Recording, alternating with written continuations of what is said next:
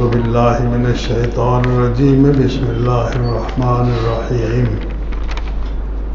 سبح لله ما في السماوات والأرض وهو العزيز الحكيم له ملك السماوات والأرض يحيي ويميت وهو على كل شيء قدير هو الأول والآخر والظاهر والباطن وهو بكل شيء عليم هو الذي خلق السماوات والأرض في 6 أيام ثم استوى على العرش يعلم ما يلج في الأرض وما يخرج منها وما ينزل من السماء وما يعرج فيها وهو معكم أينما كنتم والله بما تعملون بصير له ملك السماوات والأرض وإلى الله ترجع الأمور.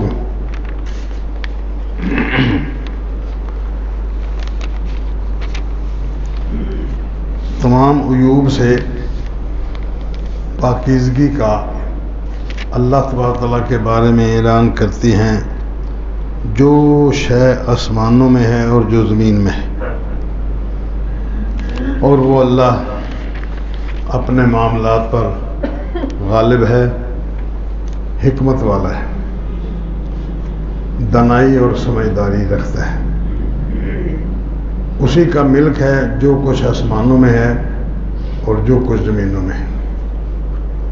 یحیی و یمیت، وہ زندہ بھی کرتا ہے وہی مارتا بھی ہے، اور وہ ہر چیز پر قدرت رکھتا ہے.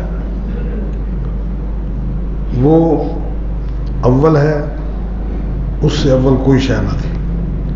والآخر ہو، اور وہ آخر تک ہے، اس آخر کی انتہا تک کہ اس کے بعد کوئی شے نہیں ہوگی.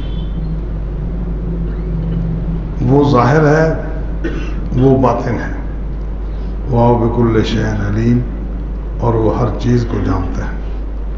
وہ الذی خلق السماوات والارض، اللہ وہ ہے جس نے آسمانوں کو اور زمینوں کو پیدا کیا. فی 6 ایام، 6 دنوں کے اندر. ثم استوى علی العرش، پھر وہ عرش پر مستوی ہوا. یعلم ما یلج فی الارض وما یخرج منہا، وہ جانتا ہے جو کچھ زمین کے اندر داخل ہو جاتی ہے، اور جانتا ہے اس چیز کو جو زمین سے نکلتی ہے، اور جو آسمان سے اترتی ہے اس کو بھی جانتا ہے، اور جو آسمان میں چڑھ جاتی ہے چیزیں ان کو بھی جانتا ہے.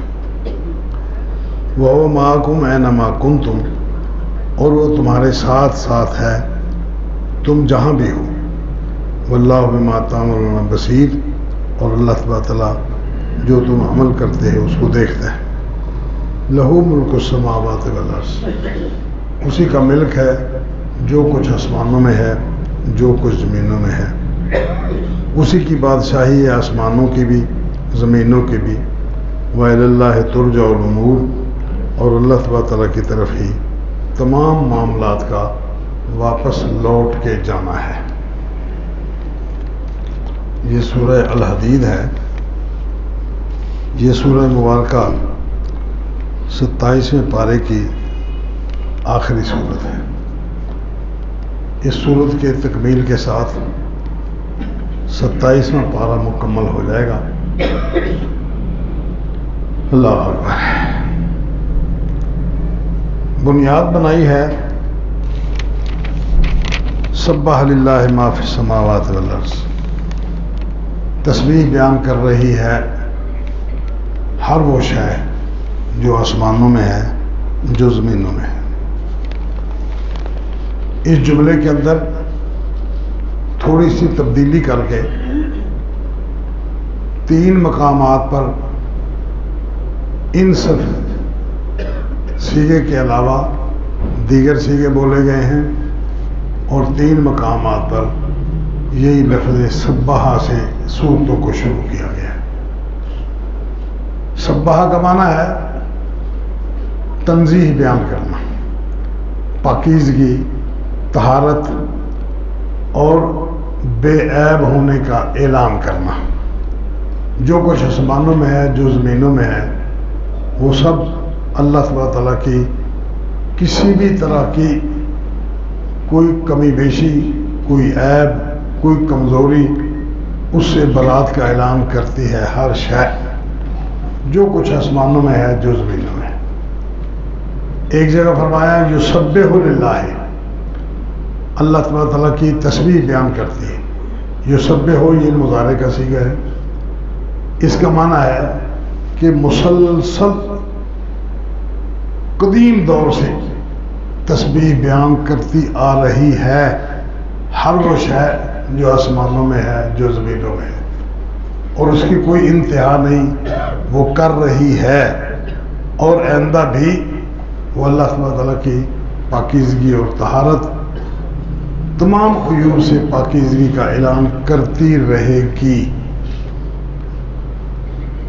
ایک مقام پر ذکر فرمایا سبح بسم ربک الذی خلق، تو تسبیح بیان کر، یہ اشارہ ہے اس بات کی طرف کہ پوری کائنات تسبیح بیان کر رہی ہے۔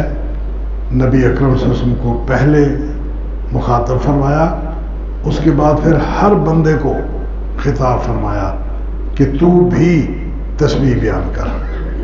چنانچہ نبی اکرم صلی اللہ علیہ وسلم نے ارشاد فرمایا کہ ایک دفعہ سبحان اللہ کہہ لینے سے آسمان اور زمین کے درمیانی فضا اس بندے کی نیکیوں سے بھر جاتی ہے۔ ایک دفعہ تسبیح بیان کر لینے، سبحان اللہ ایک دفعہ بندہ بیان کر لیتا ہے، اور جو بندہ سارا دن وظیفہ کرتا رہتا ہے، سوتے وقت وظیفہ کرتا رہتا ہے، اس کے بعد اٹھتا ہے تو اس کا یہی وظیفہ شروع ہو جاتا ہے، یہ سب کچھ اللہ تبارک تعالیٰ کی طرف سے توفیق ہے کہ اللہ تبارک تعالیٰ کو اپنی پاکیزگی بیان کرنے والا بندہ بہت پسند ہے۔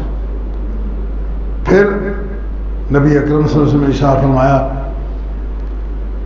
کہ ایک بندہ وہ نیکیاں کرتا رہتا ہے حتیٰ کہ اللہ تعالیٰ کے ہاں وہ نیک لکھ دیا جاتا ہے۔ پھر ارشاد فرمایا کہ ایک نیکی سے دوسری نیکی جنم لیتی ہے، ایک نیکی کے بعد دوسری نیکی کی توفیق مل جاتی ہے۔ اسی طرح ایک بندہ برائیاں کرتا ہے، وہ برائیاں کرتا ہی چلا جاتا ہے حتیٰ کہ عند اللہ وہ برا لکھ دیا جاتا ہے۔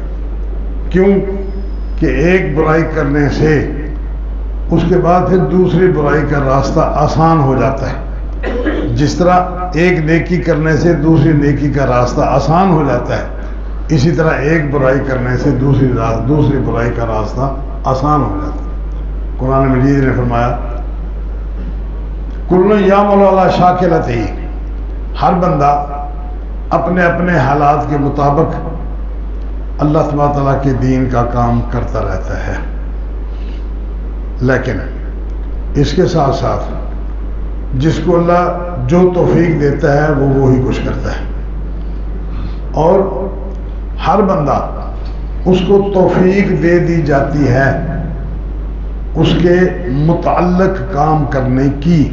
وہ یہی بات ہے کہ ایک بندہ نیکی کرتا ہے، اس کو توفیق مل جاتی ہے مزید یہ کام آگے بڑھاتا چلا جائے۔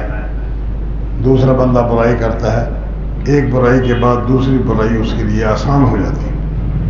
دیکھیں ایک بندہ قتل کر دیتا ہے کسی کو، یہ دنیا میں سب سے بڑی برائی ہے، لیکن اس کا رکاوٹیں، اس کے سامنے جو شرم و حیا ہے وہ ختم ہو جاتی ہے۔ نبی اکرم صلی اللہ علیہ وسلم قرآن مجید نے ارشاد فرمایا کہ جو بندہ ایک بندے کو قتل کر دیتا ہے، حدیث میں آیا کہ اس کے لیے گویا کہ اس نے ساری کائنات کو قتل کر دیا، یعنی ایک بندے کے قتل کے بعد ساری کائنات کو، سارے لوگوں کو قتل کرنا اس کے لیے آسان ہو جاتا ہے۔ اس کی جو رکاوٹیں ہیں ذہنی طور پر، جو تحفظات ہیں، جو شرم و حیا ہے وہ ختم ہو جاتا ہے۔ دوسرا بندہ مار دینا اس کے لیے کوئی مشکل کام نہیں ہوتا۔ دیکھیں آپ دنیا میں ایسا ہی ہوتا ہے، ایک قاتل ہے، اس کا خمار چڑھ جاتا ہے، خون کا خمار چڑھ جاتا ہے، اس کی آنکھوں سے کچھ نظر نہیں آتا سوائے اس بات کی کہ اس برائی کو مزید آگے بڑھائے۔ حدیث میں 100 بندے کے قاتل کا تذکرہ آیا ہے، یہاں دیکھیں ایک بادشاہ ہے، وہ اپنی مملکت کو سیدھا کرنے کے لیے، سیدھا کرنے سے کیا مراد ہے؟ اس کے اپنے نظریے کے مطابق پوری کائنات کو اس کے ماتحت کرنے کے لیے وہ کتنے بندے مار دیتا ہے۔ دور نہ جائیں، ہمارے اپنے مملکت میں دیکھیں، ایک بندہ مر جاتا ہے، اس کو قتل کر دیا جاتا ہے اپنی سازش کے تحت، پھر کئی سارے اور بندے مار دیے جاتے ہیں۔ 9/11 کا حادثہ ہوا، اس کے بعد کتنے بندے مر گئے، پورا افغانستان تباہ کر دیا گیا۔ مقصد کیا تھا؟ پیچھے کو اور مقاصد ہوں گے، ان مقاصد کو پورا کرنے کے لیے ایک کے بعد دوسرا، دوسرے کے بعد تیسرا، پورے کے پورے مملکت برباد کر دی۔ اور جہاں جہاں اس انداز کی خباستیں ہوئی ہیں، آپ دیکھیں ہیروشیما آج تک دنیا بھلا نہیں سکی اور نہ اس کے اثرات آج تک جا سکے۔ مشن کیا تھا؟ اپنی چوتھا قائم کرنا، پھر دوسرا کام سارا کا سارا آسان ہو جاتا ہے۔ اس لیے یہاں یہ بات ذکر فرمائی، تسبیح بیان کرتی ہے ہر شے جو آسمانوں میں ہے، جو زمینوں میں ہے، اور وہ اللہ العزیز غالب ہے اپنے معاملات پر، وہ جو چاہتا ہے وہ ہو جاتا ہے، کر لیتا ہے، وہ کوئی رکاوٹ اس کے سامنے رکاوٹ نہیں بنتی۔ مگر لوگ جو کچھ کر رہے ہیں وہ اللہ تبارک تعالیٰ کے دیے ہوئے اختیارات کو غلط استعمال کر کے اپنے مقاصد کے لیے استعمال کرتے ہیں۔ حالانکہ وہ اپنے معاملات میں غالب ضرور ہے، لیکن حکمت و دانائی کے ساتھ، عقل و شعور کے ساتھ، مہربانی اور شفقت کے ساتھ وہ سارے کے سارے دنیا میں کام چلا رہا ہے۔ کبھی کسی بندے نے اس پر اس انداز کا اعتراض نہیں کیا کہ یہ کام اللہ تعالیٰ نے غلط کیا، اس لیے کہ اس کی تو ہر شاید تسبیح بیان کر رہی ہے۔ بندہ اگر اس پر اعتراض کرتا ہے تو وہ اپنا ہی نقصان کرتا ہے، اس لیے کہ کہیں نہ کہیں جا کر بندے کو اپنی غلطی کا احساس ہو جاتا ہے، اور پھر وہ سمجھتا ہے کہ جو میں آج تک سوچتا رہا ہوں یا کرتا رہا ہوں وہ غلط ہے۔ لہو ملک السماوات والارض، آسمانوں اور زمینوں کی بات صحیح اسی کی۔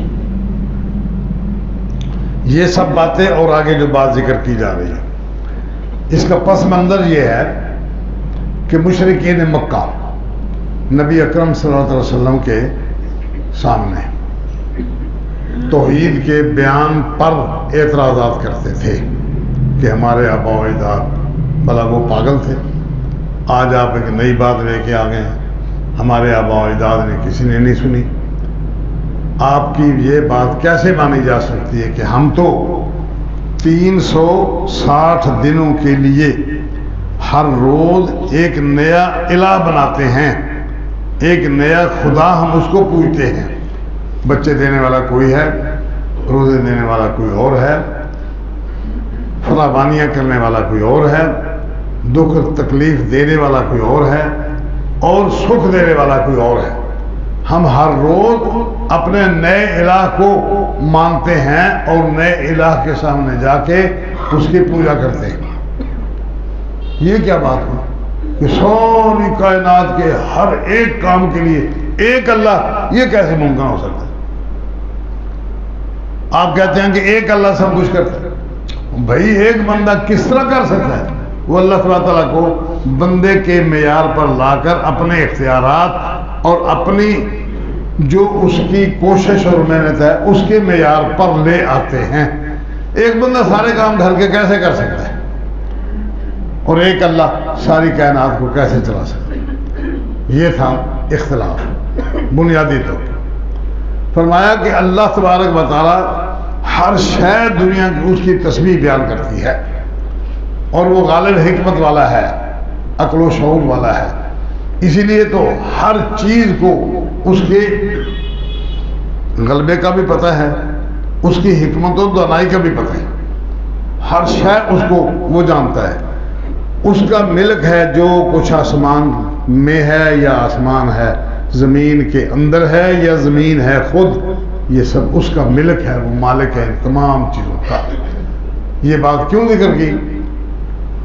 اس جگہ پر یہ بات اس لیے ذکر کی گئی کہ یہ جو تمہارے پیر فقیر ہیں، یہ جو تمہارے کرنی باتیں کرنے والے ہیں، یہ کچھ نہیں ہے۔ مالک اصل اللہ ہے، مالک اصل اللہ ہے، اسی کا ملک ہے آسمان، اسی کا ملک ہے زمین، اور جو کچھ اس کے اندر ہے، آسمانوں میں ہے یا زمینوں میں ہے یا فضا کے اندر ہے، کہیں اور کسی کونے خدرے میں کچھ پڑا ہے، وہ سب کچھ اسی کی ملک ہے، ملک۔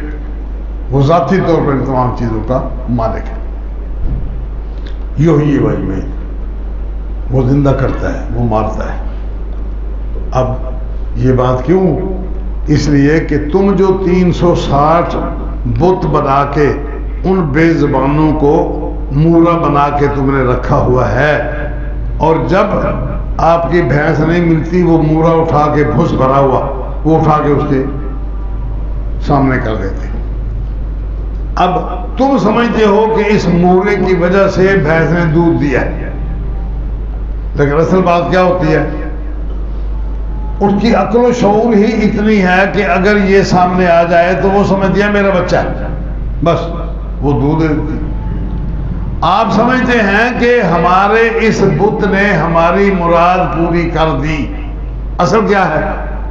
نہ اب وہ اس کا بچہ ہے کہ اس کے بدلے میں وہ دودھ دے رہی ہے، اور نہ ہی یہ آپ کا کام اس بندے نے کیا ہے، اس قبر نے کیا ہے، قبر والے نے کیا ہے جس کے سامنے آپ جا کر جھکے۔ اس میں اس کا کوئی دخل نہیں۔ جس طرح اس مورے کے اندر، بھینس کے بچے کے اندر جب وہ مر گیا، اس کا چمڑا اتار کے آپ نے اس کے اندر بھوس بھر دیا اور نیچے ٹانگوں کے اندر لکڑیاں گاڑ دی، اب اٹھایا اس کو رکھ دیا۔ جس طرح اس بچے نے کوئی کردار ادا نہیں کیا، اسی طرح اس قبر والے نے، اس پیر نے، اس دربار والے نے، وہ کہیں کا ہو، وہ دربار والا ملتان کا ہو، وہ دربار والا کراچی کا ہو، وہ دربار والا پشاور کا ہو، لنڈی کوتل کا ہو، وہ سعودیہ سے لے کر آ جائیں یہاں آ کے اس کو دفنا دیں، وہ دربار ہے، کچھ نہیں کر سکتے۔ جس طرح وہ مورا آپ کو اپنی ماں کا دودھ دہا کے نہیں دے سکتا، اسی طرح یہ جانور جو قبر میں پڑا ہے، اس کو تو اپنی ہوش نہیں، وہ کس حال میں ہے۔ ہم سمجھتے ہیں کہ وہ نیک تھا، اللہ کو پیارا ہو گیا، پتہ نہیں اللہ تعالیٰ نے اس کو کس بنیاد پر کیا کیا ہے، جوتے مارنے کے لیے کیا ہے یا واقعتاً اس کو پیار کیا ہے؟ یہ اس کے کردار، اس کی کرتوت بتائے گی اس بندے کی، اور وہ اللہ کے پاس۔ ہمارا حسن ظن ہے ایک بندہ دنیا سے چلا گیا، مجھے معلوم ہے کہ یہ نیک تھا، اللہ کرے نیک ہو۔ آپ کو معلوم ہے ایک بندے کے بارے میں وہ نیک ہے، نیک تھا، اب وہ فوت ہو گیا، یہ اللہ کو بہتر حال معلوم ہے۔ نبی صلی اللہ علیہ وسلم نے ارشاد فرمایا ایک بندہ ساری زندگی جنت کی عمل کرتا رہتا ہے، جب جنت میں جانے اور اس کے پیچھے رہ جانے میں، جنت تک پہنچنے میں ایک بالشت کا فاصلہ رہ جاتا ہے، وہ مرتے مرتے کوئی ایسا کام کر جاتا ہے، ساری کی ساری نیکیاں ختم جنت میں۔ اسی طرح ایک بندہ برائیاں کرتا رہتا ہے، کرتے کرتے کرتے جب ایک بالشت فاصلہ رہ جاتا ہے جہنم اور جنت میں، وہ مرتے مرتے کوئی ایسا کلمہ کہہ جاتا ہے جس کلمے سے سب کچھ پچھلا ختم۔ اس لیے یہ اللہ کو بہتر حال معلوم ہے۔ نبی صلی اللہ علیہ وسلم نے ارشاد فرمایا کوئی بندہ کسی کو شہید نہ کہے، اللہ بہتر جانتا ہے شہید کون ہے، اللہ بہتر جانتا ہے شہید کون ہے۔ اس کے معیار کے مطابق جو بندہ پورا اترے گا، اس کو شہید کہے گا، وہ اس کو بتا دے گا۔ ہمارے کہنے سے دنیا جہان کا پاپی، دنیا جہان کا قاتل، دنیا جہان کا شرابی، کبابی، بدماش دفنا کے آئے، مولا جی کہتے ہیں کہو بھائی یہ نیک تھا، اس مشرک کو بھی لوگوں نے نیک کہہ دیا. کیوں کہ نبی اکرم صلی اللہ علیہ وسلم نے ارشاد فرمایا جس کے بارے میں اس کے معاشرے کے لوگ نیکی کی گواہی دیں وہ اللہ تعالیٰ کے ہاں بھی نیک ہوتا ہے، اور جس کے بارے میں لوگ کہیں کہ یہ برا تھا وہ اللہ کے بارے میں بھی سامنے بھی برا ہوتا. لیکن اس کے اندر کی بات وہ اللہ بہتر جانتا ہے. بظاہر ایک بندہ شہید ہے، اللہ تبارک تعالیٰ کے رسول صلی اللہ علیہ وسلم کے ساتھ مل کر اسلامی فوج میں مل کر اس نے یہودیوں کو قتل کیا، ایک دو کو نہیں 10-12 یہودیوں کو قتل کر دیا. وہ اپنے مسلک پر، یہ اللہ کے رسول صلی اللہ علیہ وسلم کے جھنڈے کے نیچے مسلمان خالص، وہ یہودی خالص. خیبر کی جنگ میں بات حادثہ ہوا. اللہ اکبر. جب موت آئی مر گیا. نبی اکرم صلی اللہ علیہ وسلم کو کسی نے بتایا کہ یا رسول اللہ فلاں بندہ شہید. میں کون شہید؟ کہ جی فلاں مسلمان. فرمایا وہ بندہ فی النار، وہ آگ میں ہے، مدینہ سے چلا ہے، اپنے خرچے پر چلا ہے، اپنی سواری لی ہے اسے، اللہ کے رسول صلی اللہ علیہ وسلم کی اجازت سے چلا ہے، کام نیکی کا کیا. مرنے سے 2 منٹ پہلے 10 منٹ پہلے اس نے 10-12 یہودیوں کو قتل کر چکا تھا. جب اپنی موت آئی تو کیا ہوا؟ 10-12 یہودیوں کو قتل کرنے والا بندہ خود بھی تو زخمی ہوا. جنگ ختم ہوئی، اٹھا، وہ خیمے میں آ گیا. خیمے میں آ کے اپنے زخموں کی ٹیسیں برداشت نہیں کر پایا. تلوار اٹھائی، خیمے سے نکل گیا. باہر جا کے جھاڑی کی اوڑ میں جا کے تلوار کا دستہ اس نے نیچے رکھا، اپنے سینے کا بوجھ اس کی نوک پہ ڈال کے بوجھ ڈال دی. دل چر گیا، بندہ ختم. خودکشی کر لی. نبی صلی اللہ علیہ وسلم نے واضح ارشاد فرمایا کہ خودکشی کرنے والا جہنم میں ہے، جہنم میں جائے گا. یہ الگ بات کہ اس کے بعد نیکیاں بھی اس کی ہیں، اللہ تعالیٰ ان کو بھی قبول کرے گا، لیکن جانے کے ساتھ پہلا سٹیپ اس کا جاننا. اس لیے کہ اس کو اللہ نے زندگی دی تھی، وہ زندگی کے دکھ برداشت کرتے کرتے اللہ کا اعتماد کھو بیٹھا، اللہ تبارک تعالیٰ پر بھروسہ کھو بیٹھا، صبر نہیں کر پایا. یہ جان اللہ کی ہے. بندہ کلمہ پڑھ لیتا ہے، کلمہ پڑھنے کے ساتھ ہی بندے کی، مسلمان کی جان بک گئی. ان اللہ اشتری من المؤمنین انفسهم واموالهم بان لهم الجنہ. اللہ تبارک تعالیٰ نے خرید کر لیا ہے ایک مسلمان سے اس کا مال، اس کی جان، اس کے بدلے میں اس کو جنت دے گا.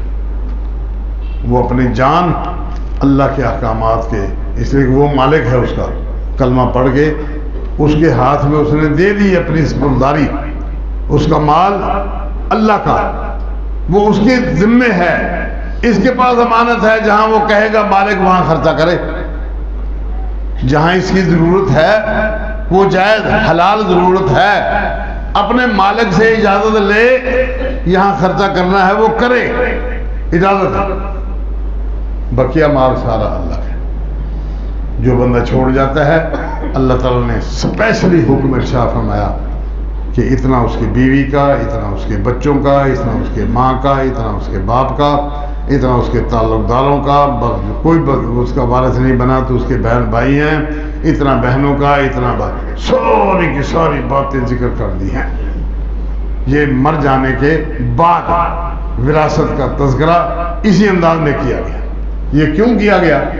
اس لیے کہ اللہ اس مالک کا، اس کا مال کا مالک ہے. دنیا میں وہ خود بندہ امین تھا، اللہ تبارک نے اس کو سپرد کیا تھا. اگر وہ اللہ تعالیٰ کی سپرداری کو نبھاتا ہے تو وہ آخرت میں فائدہ اٹھائے گا. اگر نہیں نبھاتا تو پچھلے آ کے پھر اپنی اس ذمہ داری کو نبھائیں گے. اگر کوئی بندہ نبھاتا ہے تو ٹھیک، نہیں نبھاتا پھر اللہ تعالیٰ کے ہاں پوچھا جائے گا۔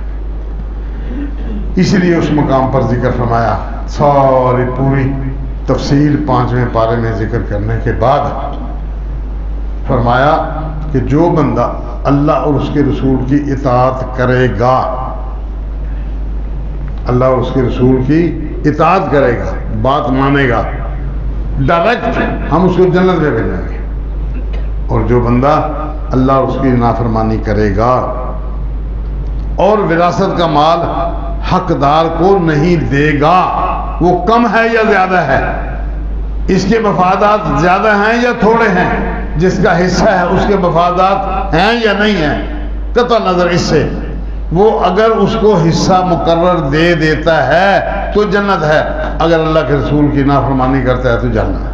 دو لفظی بات، ادھر یا ادھر، دو لفظی بات۔ میری بات مانو گے، وراثت میرے بتائے ہوئے طریقے کے مطابق خرچ کرو گے تو جنت ہے، اگر میری بات نہیں مانو گے تو جنت۔ آگے اب جس بندے نے کلمہ پڑھ لیا، اس کی جان، اس کا مال اللہ تبارک تعالیٰ کی ملکیت بن گیا، بندے کا اس میں کوئی اختیار نہیں، ثواب دیدی اختیار بھی نہیں ہے، وہ امانت ہے، دے کر جائے گا۔ خیر بات کہیں سے کہیں پہنچ گئی، اللہ مجھے معاف کرے۔ فرمایا لہو ملک السماوات والارض، اسی کا ملک ہے آسمانوں اور زمینوں میں جو کچھ ہے، خود آسمان اور زمین بھی اس کی ذاتی ملکیت ہیں۔ یحیی و یمیت، وہ زندہ کرتا ہے، وہ مارتا ہے، جس کو چاہے جب چاہے، جتنی اس نے مہلت لکھی ہے وہ اپنے دن پورے کرے گا۔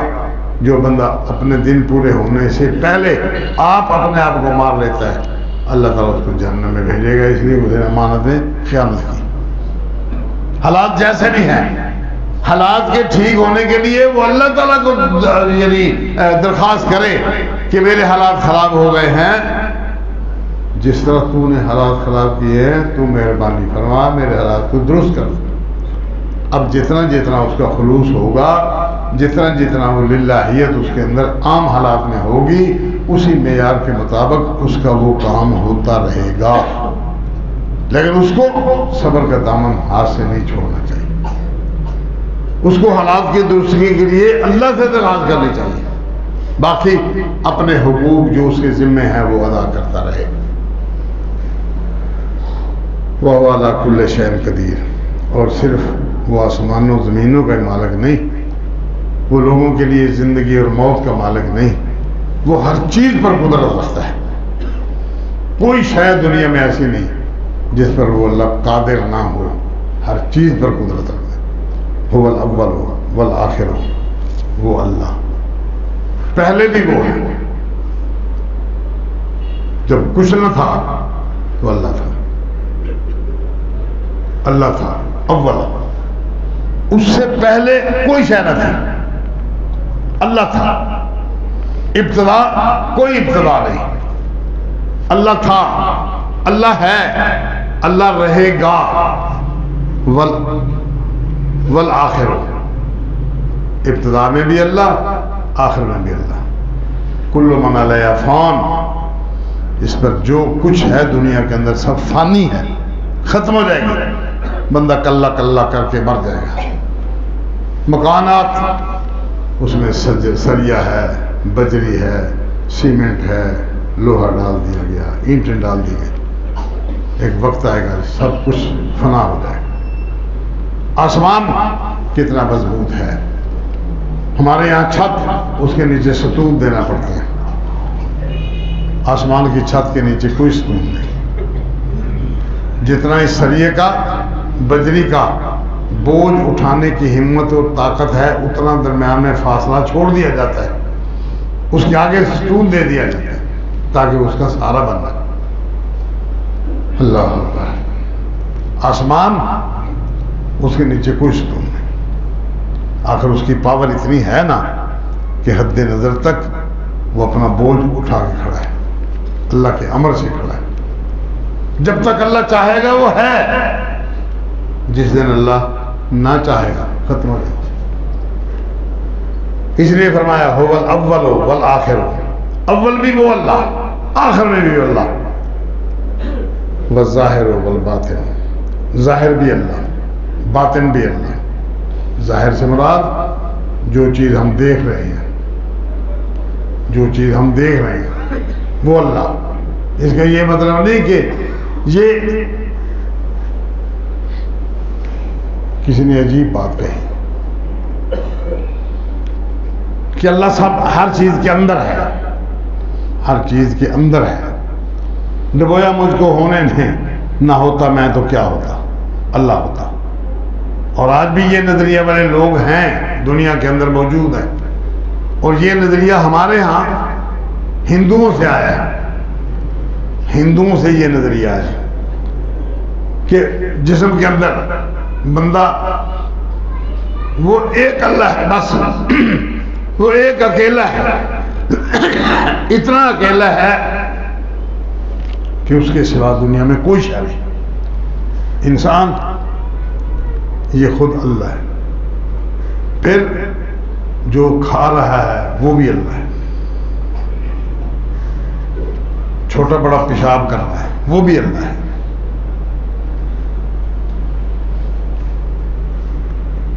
چھوٹا بڑا پیشاب وہ بھی اللہ. پھر برائی کرنے والا بندہ وہ بھی اللہ ہے، جس کے ساتھ برائی ہو رہی ہے وہ بھی اللہ. ہر شے وحدہ لا شریک، وحدہ لا. بنیادی طور پر عقیدہ ہی غلط ہے، سوچ ہی غلط ہے، سوچ ہی غلط ہے. ایسا نہیں ہے میرے بھائی. وہ اللہ وہ کیا ہے؟ ثم استوى علی العرش، پھر وہ عرش پر مستوی ہوا. عرش کیا ہے؟ آسمانوں زمینوں سے بلند. عرش پوری کائنات کو اپنے حصار میں لیے ہوئے ہے. پھر ساری کائنات نبی اکرم صلی اللہ علیہ وسلم نے ارشاد فرمایا کہ اللہ تبارک تعالیٰ کے عرش کے سامنے اس طرح ہے جس طرح ایک بہت بڑا چٹیل میدان، اور اس چٹیل میدان کے درمیان میں ایک بندہ رینگ رکھ دے، رینگ، اور رینگ سائیکل کا چکا رکھ دے، تانگے کا چکا رکھ دے، یا اپنی انگوٹھی اتار کے اس کے اندر رکھ دے. وہ بہت بڑا میدان، اس کے مقابلے میں جس طرح اس رینگ کی حیثیت ہے، اس پوری کائنات کی عرش کے نیچے وہی حیثیت ہے. اتنا بڑا عرش، اندازہ نہیں. ثم استوى علی العرش. خیر بات آگے آئے گی. هو الظاہر والباطن، ظاہر وہی جہاں بھی کوئی بندہ نظر اٹھائے اس کی سنائی نظر آئے گی. پھول کو دیکھو، اس کی پتیاں دیکھو، اس کے اندر خوشبو کا اندازہ لگائیں کہ کہاں سے آئی ہے بھائی. اس پھول کی پتیوں میں رنگت کس نے بھری ہے، اس کو سکھایا کس نے، اس کی بو خوشبو کہاں گئی، آئی کہاں سے تھی، گئی کہاں. یہ سب کچھ اسی کی مرضی سے چل رہا ہے. وہ ظاہر ہو، ظاہر وہی ہے ہر جگہ. جہاں دیکھو آسمان پر بادل دوڑے چلے جا رہے ہیں، کون اٹھایا کرتے ہیں؟ آسمان کے اوپر پرندے، کبھی ان کا جی چاہے تو پھر ہلا لیتے ہیں، اڑ جاتے ہیں. ان کا جی نہ چاہے تو بس پر ایک جگہ پر کھڑے ہیں اور چیل چکر کاٹ رہی ہے، دوڑ رہی ہے، پر کو اکٹھا کر کے تیزی کے ساتھ اپنے شکار پر جھپٹتی ہے. یہ سب کچھ کیا ہے؟ یہ سب کچھ اللہ تبارک و تعالیٰ کی ملکیت ہے. اس نے یہ سب کچھ بنایا ہے. وہ جہاں آپ دیکھیں آپ کو نظر آئے گا کہ یہ بھی اللہ کی قدرت ہے، یہ بھی اللہ کی قدرت ہے، یہ بھی اللہ کے علم سے ہے، یہ بھی اللہ تعالیٰ کے علم، سب کچھ. والباطن، اور وہ باطن بھی ہے. باطن ہونے کا مطلب ہے کہ اندر پوشیدہ، ظاہری نہیں ہوتا، ظاہر نہیں ہے. ظاہر ہونے والی اس کی قدرت ہے، اس کا سنائی ہے، اس کی کارگری ہے، اور باطن میں کیا ہے؟ باطن میں اس کے پیچھے اللہ تبارک تعالیٰ کی قدرت ہے۔ یہ چار صفتیں بیان ہو گئی، اول، آخر، ظاہر، باطن۔ یہ چاروں کی چاروں صفتیں ایک اللہ کی، یہ چاروں صفتیں کائنات میں کسی دوسری چیز میں نہیں پائی جاتی، کسی دوسری چیز میں۔ وہ وحدہ لا شریک ہے، ان تمام چیزوں کا مالک وہ ہے، وہ بکل شیء علیم، اور وہ ہر چیز کو جانتا ہے۔ یہاں هو الاول گرامیٹیکلی طور پر ہوا کو پہلے ذکر کیا، اس کے اندر تخصیص پیدا، حصر پیدا ہو گیا۔ هو الاول، وہی پہلے ہے، اس سے پہلے کوئی شے نہیں تھی۔ وہی آخر ہے، اس کے بعد کوئی شے نہ ہوگی۔ وہی ظاہر ہے، اتنا ظہور کسی چیز میں کائنات کے اندر نہیں ہے۔ والباطن، اتنا باطن پوشیدگی کسی چیز میں نہیں ہے، سب کچھ وہ ہے ہر اعتبار سے۔ یہ کلمہ حصر پیدا ہو گیا۔ حصر کا مطلب ہے تمام چیزوں کو بند کر کے اس ایک چیز کے اندر اکٹھا کر دیا گیا ہے، اس سے باہر کوئی شے نہیں نکل سکتی، نہ یہ صفتیں کسی دوسرے کے اندر پیدا ہو سکتی ہیں۔ وَهُوَ بِكُلِّ شَيْءٍ عَلِيمٌ، یہاں پھر ہوا کو پہلے ذکر کر دیا گیا، خبر پہلے ذکر کر دی۔ کیوں؟ اس لیے کہ وہی ہے جو ہر چیز کو جانتا ہے۔ کوئی دوسرا بندہ، کوئی فرد بشر، کوئی ولی، کوئی نبی، کوئی غوث، کتب، ابدال، وہ کچھ نہیں جانتا، صرف اور صرف اللہ ہر شے کو جانتا ہے۔ ایک بندہ مٹھی بھر لے ریت کی، اور آپ لے کر مٹھی ساری کائنات میں گھوم جائیں کہ اس کے ذروں کو الگ الگ کر کے ان کی گنتی کر دو، کوئی کر سکتا ہے؟ ریت کے ذروں کو گن گن کے الگ کر دیں، جو میری مٹھی میں، بس، زیادہ نہیں۔ اور اس کی لوح محفوظ میں پوری دنیا کے اندر ریت کا، مٹی کا ذرہ ذرہ گن گن کے اس نے رکھا ہے، ایک ایک شے گن گن کے رکھی۔ پھر اس کو پتہ ہے کہ یہ چیز ہوا سے اڑ کے یہ دانے کہاں گئے،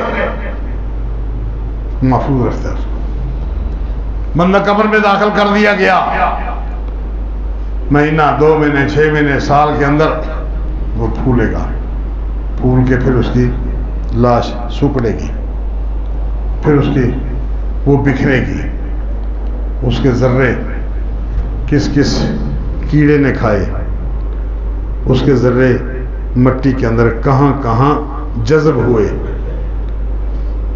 2-4 سال 10 سال کے اندر وہ بکھر کر اس کی ہڈیاں بھی غلط ہو جائیں گی۔ اس کو پتہ ہے کہ ہڈیاں کا کتنا حصہ، کون سا حصہ کس مٹی کے حصے نے کھایا، اس میں سے کیڑے مکوڑے کھا گئے، کس نے کھائے، کون اس کا کفن نوچ کے لے گیا، کون اس کی لاش نکال کے مسلمان ہونے کے ناطے لاش نکال کے لے گیا، اس نے اس کو پکا کے کھا لیا، اس کو پتہ ہے۔ پھر نبی اکرم صلی اللہ علیہ وسلم نے ارشاد فرمایا، میرا جی چاہتا ہے کہ حمزہ رضی اللہ تعالیٰ عنہ کی لاش کو دفناؤں نہ، اس کو اٹھا کے احد پہاڑ کے اوپر چوٹی پر رکھا، اس کو کوے کھا جائیں، اس کو گدھ نوچ کے لے جائیں، اس کو گیدڑ کھا جائیں، اس کو بھیڑیا کھا جائیں۔ کیوں؟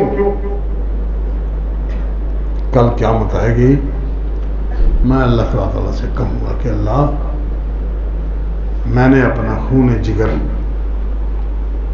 اپنے حقیقی سگے چچا کو اور حقیقی بھائی کو، کہ دونوں نے ایک ماں کا دودھ پیا تھا، کیا ان پرندوں سے کہ میرے چچا کے لاشے کی بوٹیاں نوچ کے لے گئے ہیں، ان کو لائیں واپس اور گواہی دے کہ ہم نے واقعی تیرے رسول کے چچا کی بوٹیاں کھائی تھیں، اور میرے بارے میں لکھ کہ اس نے اپنے خاندان کا خون دے کر تیرے دین کو آگے پہنچایا ہے.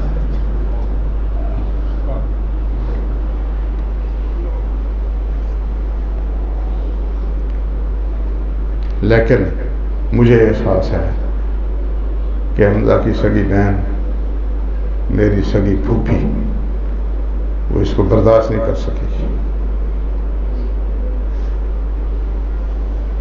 اس لیے دفن کرنے کا آرڈر دے دیا. بعض روایتوں میں آیا ضعیف ہیں روایتیں، 70 آدمی شہید ہوئے تھے. حضرت حمزہ کا جنازہ وہیں پڑا رہا، بقیہ جنازے اٹھ کے جاتے رہے، دوبارہ جنازہ پڑھا جاتا رہا. حمزہ پر 70 بار جنازہ پڑھا، لیکن یہ بات صحیح نہیں. روایتوں میں آتا ہے، تذکرہ ہے، لیکن یہ صحیح نہیں. شہداء کے لیے دعا مانگنی نہیں جائز، اس لیے کہ ان کے خون کا پہلا قطرہ زمین پر بعد میں گرتا ہے، پہلے ان کے گناہ معاف ہو جاتے ہیں. لیکن ہے کون شہید؟ آپ نے ارشاد فرمایا کہ ایک بندہ لڑتا ہے بہادری کے لیے، ایک بندہ لڑتا ہے اپنی نام نوش کے لیے. ان میں کون شہید؟ ریاکاری کے لیے لڑتا ہے. آپ نے فرمایا شہید وہ ہے لتکون کلمۃ اللہ ہی العلیٰ، تاکہ اللہ تعالیٰ کا دین بلند ہو. یہ ہے شہید جو اس غرض سے لڑتا ہے، جس کا شروع سے یہ مقصد ہو، پوری زندگی یہی مقصد وہ لے کے چلتا رہا، آخر میں جا کر مرتے وقت اس نے اپنے سینے پر تلوار رکھ کے اپنا بوجھ اس پہ ڈال کے خودکشی کر لی، وہ شہادت سے نکل گیا. اللہ تعالیٰ اس کی شہادت قبول نہیں کرے گا. اس لیے بندے کو بڑا محتاط ہونا چاہیے. ہر وقت، ہر لمحے کب موت آنی ہے کوئی پتہ نہیں. ہر لمحے قرآن مجید کہتا ہے یا ایھا الذین آمنوا، اے ایمان والو، یا ایھا الذین آمنوا اطیعوا اللہ واطیعوا الرسول، اللہ رسول کی اطاعت کرو. ولا تموتن الا وانتم مسلمون، تم پر موت نہ آئے جب تک تم صحیح مسلمان نہ ہو جاؤ. اب صحیح مسلمان ایک بندہ ہو گیا، یہاں بیٹھے ہوئے، رات کو بیٹھے ہوئے، دن کو بیٹھے ہوئے، اس کو احساس ہوتا ہے طبیعت ٹھیک ہے، معدہ ٹھیک ہے، خمار نہیں ہے، تبخیر نہیں ہے، سر پہ غبار نہیں چڑھا ہوا طبیعت کا، وہ اللہ کو یاد کرتا ہے، بڑا مخلص ہے، واقعتاً اس وقت اس کی طبیعت ٹھیک ہے، وہ وعدہ کر لیتا ہے کہ آج کے بعد سارا کام اللہ کی خاطر کرنا ہے. بس یہ وعدہ ہے اس کا. اس وعدے کو اس کو نبھانے کے لیے کتنی تگودو کرنا پڑے گی. ہر وقت یہ بات ذہن میں رہے، قدم قدم پر یہ بات ذہن میں رہے، بات کرتے ہوئے یہ بات ذہن میں رہے. کسی کو تھپڑ مارنا ہے، ضرورت ہے، مار دے بندہ، لیکن یہ بات ذہن میں رہے کہ میرا ہر کام اللہ کے لیے ہے، میں نے اللہ کو اس کا جواب دینا ہے. نبی صلی اللہ علیہ وسلم گھر میں لونڈی تھی، اس کو بلایا، بچی تھی، اس نے سنی انسنی کر دی. دوبارہ بلایا، سنی انسنی کر دی. تیسری دفعہ بلایا، سنی انسنی کر دی. پھر بلایا، وہ آ گئی. آپ صلی اللہ علیہ وسلم غصے میں تھے کہ اتنی دفعہ بلایا، اس نے بات ہی نہیں سنی. آپ کے ہاتھ میں مسواک تھی.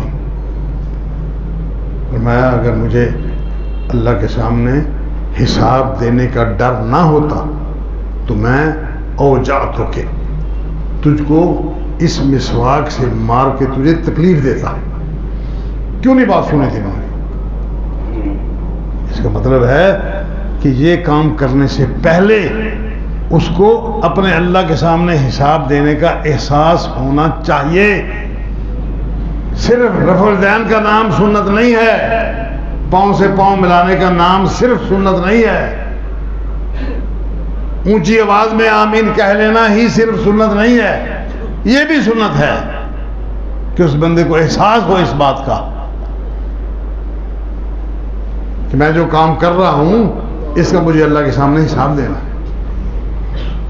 میں جو سودا دے رہا ہوں اور اس کے اندر نیچے چھپا کے غلط چیز رکھ رہا ہوں،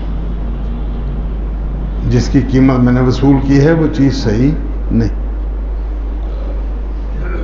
اس چیز کے رکھنے سے پہلے اس بندے کو احساس ہونا چاہیے کہ یہ چھپا کے نیچے جو رکھ رہا ہوں یہاں سے تو لے جائے گا اور کلیم بھی نہیں کرے گا، پتہ ہے مجھے کلیم نہیں کرے گا، غلطی سے ہو گئی، چلو یار کوئی کم ریٹ پہ بھیج دو، بھیج دیے، لیکن اللہ کو حساب ہے وہ نیت جو اس وقت رکھی ہوئی ہے وہ کیا ہے، جس نیت سے یہ سب کچھ ہوا ہے وہ کیا ہے، اللہ تو وہ بھی جانتا ہے، اس کا بھی حساب لینا ہے۔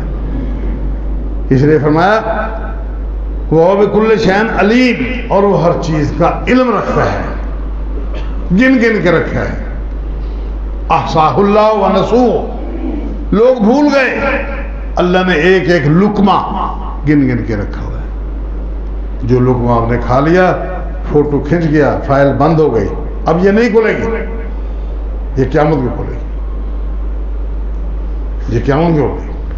للہ ما فی السماوات ما فی الارض یعلم ما بین ایدیہم وما خلفہم ولا یحیطون بشیء من علمہ، وہ جانتا ہے جو کچھ ان کے دل میں ہے، وہ اس کا حساب لے گا۔ فرمایا میری امت سے ان چیزوں کے بارے میں پوچھا نہیں جائے گا جو ان کے دل میں وسوسے پیدا ہوتے رہے، جب تک وہ ان وسوسوں کے بارے میں گفتگو نہیں کر لیتا یا ان وسوسوں کے بارے میں کام نہیں کر لیتا، عمل نہیں کر لیتا۔ لیکن یہاں فرمایا کہ جس بندے نے چوری کی، بدماشی کی، ڈاکہ زنی کی، حرام کاری کرنے کی پلاننگ کیا، کسی کو قتل کرنے کا پلاننگ کی، وہ 2 دن 10 دن اسی سوچ میں رہا، پلاننگ کرتا رہا، اس کی پلاننگ کے مطابق کام ہو سکا یا نہیں ہو سکا، لیکن وہ ذہنی طور پر سوچتا رہا، اپنی کمزوریوں کو دیکھتا رہا، فرمایا سارے کے سارے پروسیس میں اس کا امتحان ہوگا، اس سے پوچھا جائے گا، حساب لیا جائے گا، اس پر پھر فیصلہ۔ یہ وہ نظریات ہیں جو اس کے دل میں آئے، بس آئے، خیال آیا، گزر گیا، کوئی چیز سامنے دیکھی، فوری طور پر آئی بات، ایک چیز ذہن میں آئی کہ اس چیز سے یہ فائدہ اٹھانا چاہیے، اس سے یہ فائدہ اٹھانا چاہیے، اس کا یہ نقصان کر دینا چاہیے، بس آئی بات، ختم ہو گئی، یہ ہے وہ بات جس کا حساب نہیں ہوگا۔ لیکن جو بندہ پلاننگ کرتا رہا، حالانکہ کسی کو پتہ نہیں، کسی بندے کو پتہ نہیں، اس کا اور اللہ کا معاملہ ہے، اس کا حساب ہوگا۔ للہ ما فی السماوات و ما فی الارض، اللہ کے لیے ہے جو کچھ آسمانوں میں ہے، جو کچھ زمینوں میں ہے۔ وَهُوَ الَّذِي خَلَقَ السَّمَاوَاتِ وَهُوَ بِكُلِّ شَيْءٍ عَلِيمٌ، اور وہ ہر چیز کو جانتا ہے۔ اس بات کا احساس اپنے پاس رکھ کر ہر وقت کا، یہ بندے کو سدھارنے کے لیے اللہ تعالیٰ نے یہ سب کچھ اپنے ذمہ لیا ہے۔ جب تک بندہ اس معیار پر نہیں پہنچتا وہ اللہ کی نافرمانی نہیں چھوڑ سکتا، وہ دوسروں کو دھوکہ دہی نہیں چھوڑ سکتا، وہ اپنے مفادات کی خاطر دوسرے کا گھر اجاڑنے کی کوشش کرے گا، اور ہوتا ہے۔ یہ احساس اگر ہو اللہ مجھے دیکھ رہا ہے، اور یہ صرف یہی نہیں، حدیث میں بھی آیا، پوچھنے والے نے پوچھا کہ یا رسول اللہ، قرآن مجید نے کہا ہے کہ محسن، احسان کرنے والا، نیکی کرنے والا، وہ کون ہے محسن جس کی اللہ پاک نے اتنی فضیلت ذکر؟ فرمایا محسن وہ ہے جو عبادت کرے، اس کے ذہن میں یہ بات ہو کہ اللہ مجھے دیکھ رہا ہے، اس سے پہلے وہ یہ سوچے کہ میں اللہ کو دیکھ رہا ہوں، اللہ میرے سامنے، میں اللہ کو دیکھ رہا ہوں۔ اور اگر وہ اس معیار پر بلند نہیں چڑھ سکتا تو کم سے کم یہ دباؤ اس کے ذہن میں رہے کہ مجھ کو اللہ دیکھ رہا ہے۔ اس کے بعد وہ عبادت کرتا ہے تو یہ عبادت قبول ہے، اس کے بعد وہ صدقہ دیتا ہے، یہ صدقہ قبول ہے، اس کے بعد وہ زکوٰۃ ادا کرتا ہے، یہ زکوٰۃ قبول ہے، اس کے بعد وہ کسی کو نیکی کی بات کہتا ہے، یہ بات اللہ کے ہاں قبول ہے۔ اس کے بعد اگر وہ اللہ کی خاطر کسی کو گالی بھی دے لیتا ہے تو وہ بھی قبول ہوگی کہ اس کا اپنا غصہ نہیں ہے۔ کافروں سے لڑائی ہوئی ہے، مشرکین یہودیوں سے لڑائی ہوئی اللہ کے جھنڈے، اللہ کے رسول کے جھنڈے کے ماتحت۔ اب وہ غصہ چڑھے گا تو اس پر برائی سامنے آئے گی، اس کی برائی سامنے آئے گی، غصہ چڑھے گا تو وہ قتل کرے گا۔ یہ اس وقت ہوگا جب یہ سب کچھ اللہ کے لیے ہوگا۔ اور اس کو کس طرح کنٹرول کرنا ہے؟ حضرت علی رضی اللہ تعالیٰ عنہ ایک جنگ میں تھے، ایک بندے کو اٹھایا، نیچے پٹک دیا اور چڑھ کے اس کے سینے پہ بیٹھ گیا، تلوار نکالنے لگے، دیکھنے والے دیکھ رہے ہیں۔ حضرت علی رضی اللہ تعالیٰ اس بے بس بندے کو چھوڑ کر الگ اور کہتے جب بھاگ جا۔ پوچھنے والوں نے پوچھا علی رضی اللہ تعالیٰ عنہ کیا ہوا؟ آپ تو اس کے اوپر چڑھ کر بیٹھے تھے، تلوار آپ کے ہاتھ میں تھی، دشمن ہے، اللہ رسول کا دشمن ہے، اور تو اللہ رسول کی خاطر لڑائی کرنے آیا، پھر اس کو چھوڑ دیا۔ فرمانے لگے جب میں نے اس کو پٹک دیا نیچے، وہ اللہ کے لیے تھا، غصہ تھا مجھے، اللہ کے لیے تھا، میں نے اس کو پکڑ کر زمین پر لٹا لیا، چڑھ کے اوپر بیٹھ گیا، سب کچھ اللہ کے لیے۔ اس اللہ کے بندے نے نیچے لیٹے لیٹے میرے منہ پر تھوک دیا۔ علی رضی اللہ عنہ فرماتے ہیں کہ اس بندے نے نیچے لیٹے لیٹے میرے منہ پر تھوک دیا، مجھے بڑا غصہ چڑھا۔ پھر میں نے سوچا کہ یہ اب تک تو سب اللہ کے لیے ہو رہا تھا، اب اللہ کے ساتھ ساتھ میرا ذاتی غصہ، توہین، وہ شامل ہے۔ میں نے اس کو چھوڑ دیا، جا، اب للہیت نہیں رہی، دشمن کو چھوڑ دیا، غلبے کے باوجود چھوڑ دیا، اختیار کے باوجود چھوڑ دیا۔ جب تک یہ احساس نہیں رہے گا بندے کے اندر کہ میں جو کچھ قدم اٹھا رہا ہوں وہ اللہ کے لیے ہے، اس وقت تک اللہ تبارک تعالیٰ کے ساتھ صحیح تعلق قائم نہیں ہو سکتا۔ اللہ تعالیٰ مجھے اور آپ کو نیکی کی توفیق عنایت فرمائے۔ اقول قولی ھذا وآخر دعوانا الحمد للہ رب العالمین۔